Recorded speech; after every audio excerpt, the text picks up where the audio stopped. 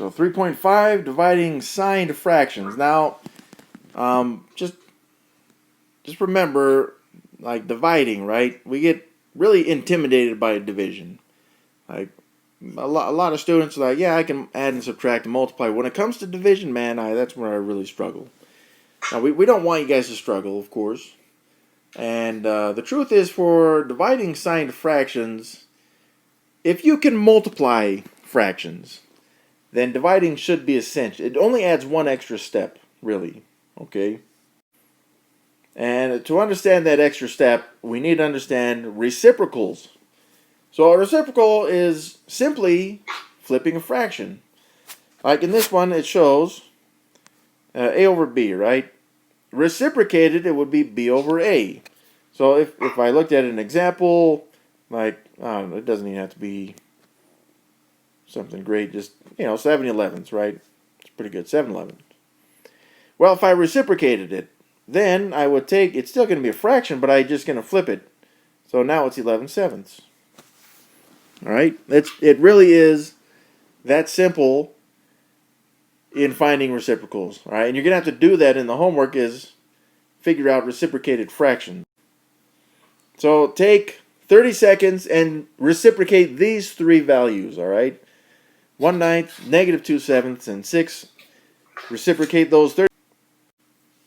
All right, hopefully you guys have those. That last one may be a little tricky, so again, if you make mistakes on these, it's okay. We're just trying to learn what reciprocals are and how to use them and values like these. And again, the negative thing on the -2/7 shouldn't be a big deal, but let's start with the 1/9. So again, I'm going to reciprocate 1/9.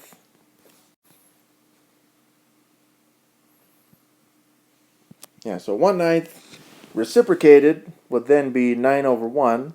Now, if I were to simplify that fully, I'd just show it as a 9. But again, it's 9/1 is the reciprocal of 1/9. So this -2/7, again, reciprocate that. You're going to keep the negative, but just flip the numbers. So instead of 2/7, it's now 7/2.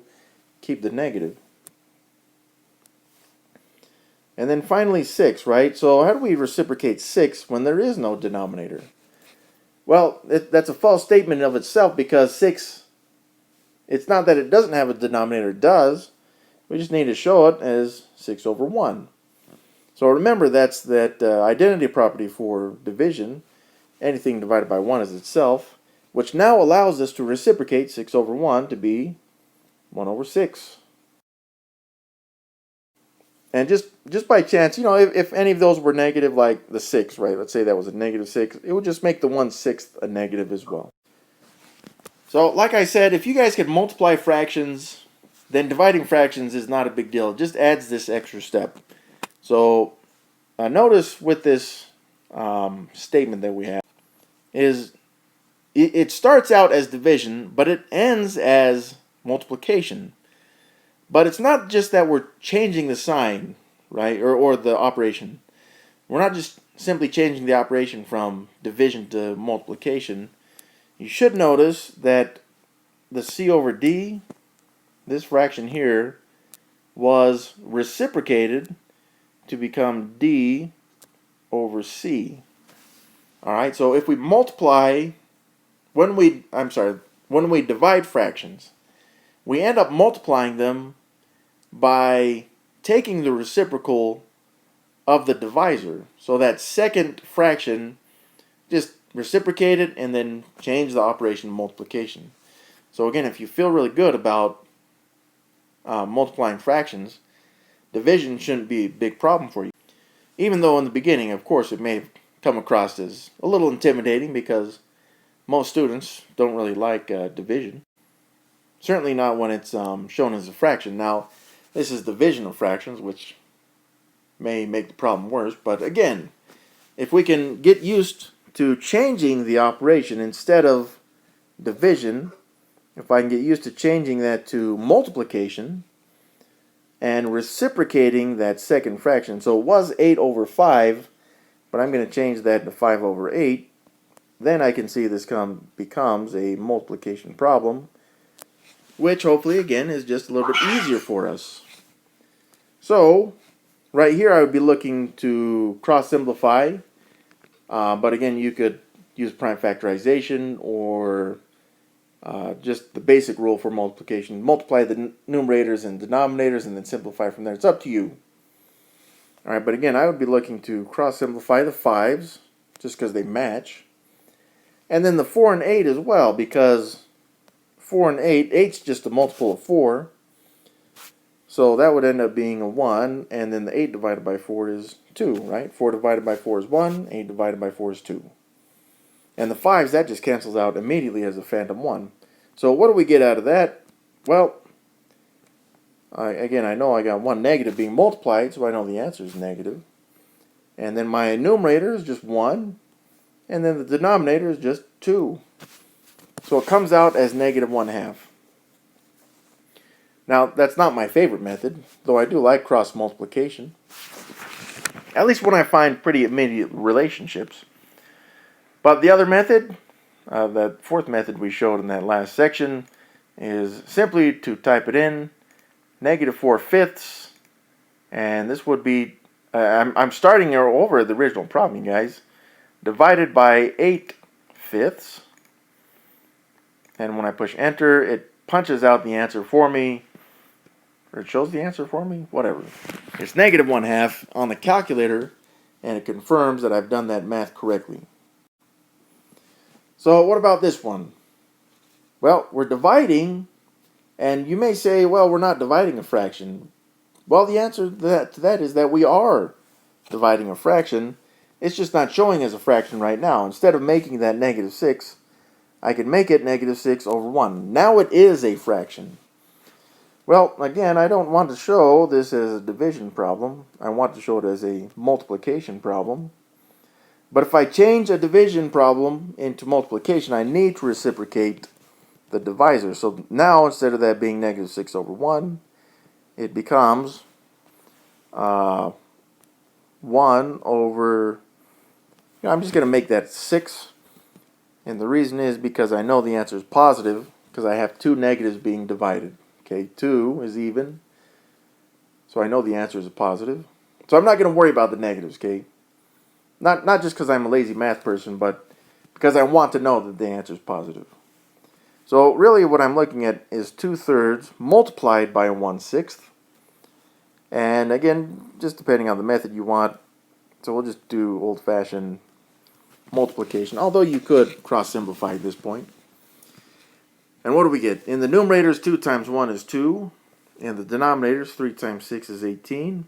So I have a fraction now, and I would know, hopefully, that that fraction could be simplified. 2 and 18 are both divisible by 2. So we'll divide these both by 2. 2 divided by 2 is 1. 18 divided by 2 is 9. So I use scale factors to do this one. And yeah, that final answer is positive 1/9, because we had that 2 negatives. So again, I'm gonna go to the calculator just to show it, right? Negative 2/3, and this would have been a valid method by itself. Negative 2/3 divided by negative 6, and what do we get? Bam, 1/9. All right. So here's our next problem. Divide these. You guys try this one out. Take 30 seconds and see if you can divide these accurately. All right, 30 seconds. Go. All right. Hopefully you guys have that. Again, whatever you got, just check what you have against what we have, and then hopefully your answer is the same. But again, you may have used a different method, right? So on this one, just like with all division problems, we should change this division. All right, so changing the division into multiplication means that I need to reciprocate that second fraction, the divisor, into 9/25. Now again, I know my answer is going to be negative, just so I can ignore the negatives in the calculation right here. So I'm not going to show it as negative 9/25 and operate directly. So I got 5/18 times 9/25. Now at this point, of course, you could do straight multiplication. I guess we did that on the last problem. So I'll go ahead and use cross simplification on this one, all right? So I got the 5 and the 25. That cross simplifies because they're both divisible by 5. 5 divided by 5 is 1. 25 divided by 5 is 5. But also the 9 and 18, right? So the 9 and 18 should cross simplify because they're both divisible by 9. So 9 divided by 9 is 1. 18 divided by 9 is 2. So again, that changes the problem into 1/2 times 1/5. And this is going to be pretty easy from here. Multiplying those numerators, 1 times 1 is 1. 2 times 5 is 10. Now again, it's not that my answer is positive 1/10, because remember from here in the beginning, I knew the answer was going to be negative 1/10. And that would be the final answer for this one. But again, I'm just checking with my calculator. But again, I like to show enough work for you guys to get used to these methods. But this is what the calculator would be doing on the inside. So let's check with the calculator, right? So 5/18, and yeah, you guys should be able to see that on the computer. 5/18 divided by negative 25 ninths. And yeah, it pulls out a negative 1/10, so I know that the answer is negative 1/10. So how about this one? Well, it's a whole number divided by a fraction. Now the negative 9, I mean, you could show it as a fraction if you really want to. But remember that dividend, the negative 9 over 1, it's really just going to stay as negative 9 over 1. I just don't want to be multiplying this. I don't want to be dividing it. I would rather be multiplying it. So instead of showing that as division, I've changed it to multiplication. And by doing that, I need to reciprocate the divisor into now negative 2/3. Well, why didn't I work from the signs from the beginning? You could, right? Like when the signs are the same, it's being divided, it's going to be positive, right? So I know my answer is going to be positive. And from there, I could just ignore the signs. It's up to you, okay? So again, these are all just recommended methods for solving these. Now the last one we did cross simplification. So on this one, what the heck? Let's do prime factorization, all right? Now 2 and 3 are prime. 9 is not. Well, 1's not either. Not that I had to have that there. The 9 can split up into 3 times 3, right? So now I have 3 times 3 over 1 times 2 over 3. And one of these 3's will cross simplify with that 3. And again, you could have made that a full fraction like this one if you want. All right. I have seen some students do that, and they prefer to see it like this. And so if you prefer to do it like that, then feel free to. In any case, I now can do the multiplication. So I got 3 times 2 there, which is 6. And then I just got the 1 in the denominator. It just means it's 6. And again, we already knew that answer was positive, so it's just positive 6. All right, 0 divided by anything, and this is what we really want out of this problem, is a very quick answer. 0 divided by anything is 0. Right? This is asking how many 1988s are in 0. And there's none. There's nothing in 0. So there's 0. 0 divided by anything is 0. Bam.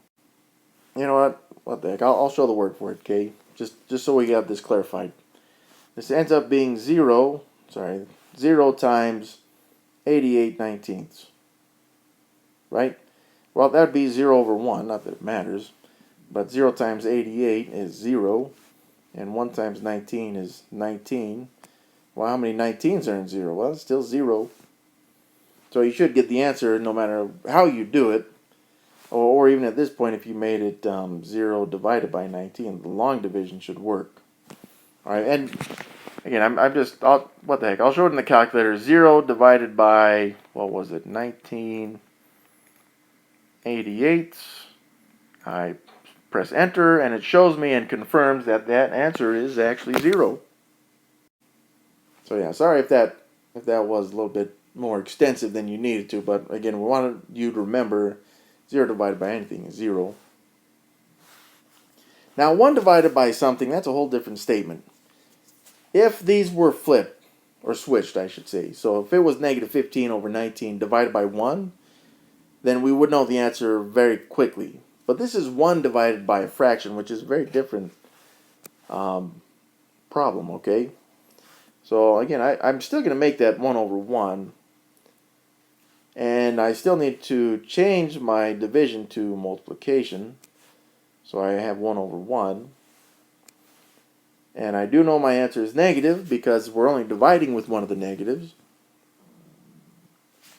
But I need to flip that fraction, that second fraction, the divisor, to be 19/15. Well, since this is all multiplication by 1, that's not too bad. 1 times 19 is 19, and 1 times 15 is 15. So it ends up being a negative 19/15. So there's something else I want you guys to notice in this problem, is all we really ended up doing was taking the reciprocal of the divisor. That's it. It's still negative. It keeps its sign. But whenever you have 1 divided by anything, you're just taking the reciprocal of the divisor. And that is your answer. Okay, now that's a quick rule, but it's shown in this problem with the actual division. So if you're like, I can't remember that rule, that's okay, as long as you can remember to do, or how to do, the division of fractions. Alright, so this one also this one's a little different. And some students struggle with this type because it's like, well, look, so when I had 2 numbers to divide, it wasn't that bad. Like, I always know to divide or to change it to multiplication and reciprocate the divisor. And that's great if you can memorize that, because this is simple order of operations. What I mean by that is this negative 3/4, so I'm just ignoring that right now. Okay, so all I'm really focusing on, just to get this started with, and this is because of the order of operations, is that negative 8/3 divided by 1/6. I'm sorry, negative 1/6. And then whatever I get out of that, then I will go to the negative 3/4, and where's a positive 3/4? I forget. Anyways, positive 3/4. And then I will factor that into the problem after that. So order of operations, again, just re-emphasizing all of that stuff. The order of operation breaks up these problems into smaller, more manageable problems. So I've got negative 8/3 divided by negative 1/6. And again, by dividing these, I know that the answer to that is going to be positive. Because I got 2 negatives, right? 2 is even, the answer is positive. But what I need to do is flip the fractions, the divisor rather.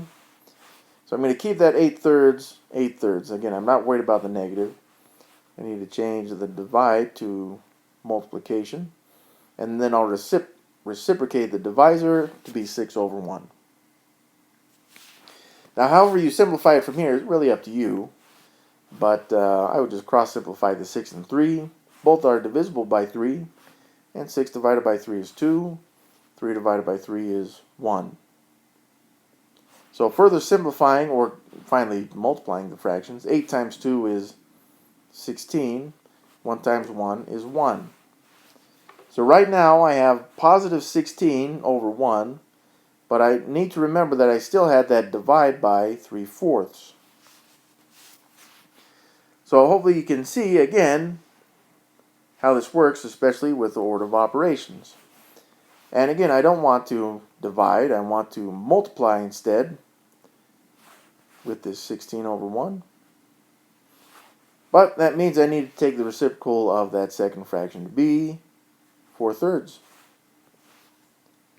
And I could multiply here. I don't see any cross simplification. We could use prime factorization, and then we wouldn't see any common factors to cancel out in the numerator and denominators, phantom ones. So I'm simply going to do 16 times 4, which is 64. And you could use a calculator to check that. And then 1 times 3 is 3. And I'm satisfied with this improper fraction.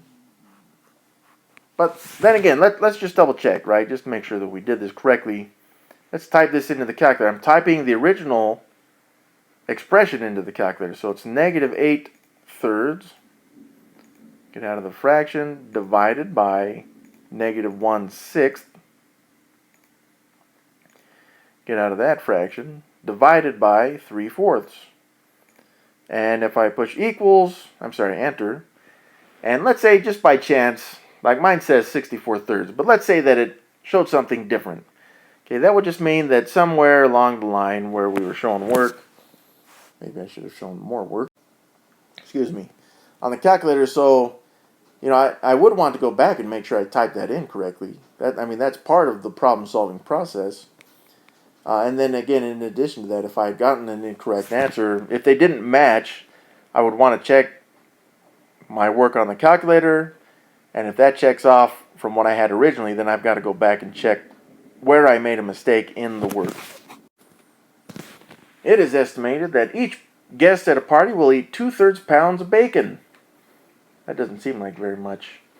How many guests can be served with 8 pounds of bacon? I could do with 8 pounds of bacon. That's a lot of bacon. That's good. All right. Well, how many guests can be served? Just by that statement alone, we should know, well, I guess to further analyze this, right? How many guests can be served with 8 pounds of bacon? Well, what is a guest? In this particular context, I mean, guests are people, of course, but in this particular context, we want to remember that a guest represents 2/3 pounds of bacon. So this is really asking how many 2/3 pounds are in 8 pounds. And the reason why that's important is because we need to remember that how many of something is in something else represents a division problem. Of course, the other way is just to know that this section is division of fractions. So it's like, well, I'm in this section, so I know it's division. But we want you to remember why it is division, all right? So there's 2 ways to do it, because we only have the 2 numbers, right? And again, this is if you're not really sure where the numbers go. So 2 ways. You either have 2/3 divided by 8, or you got 8 divided by, that's 2/3, you guys. 2/3, there we go. Or you got 8 divided by 2/3.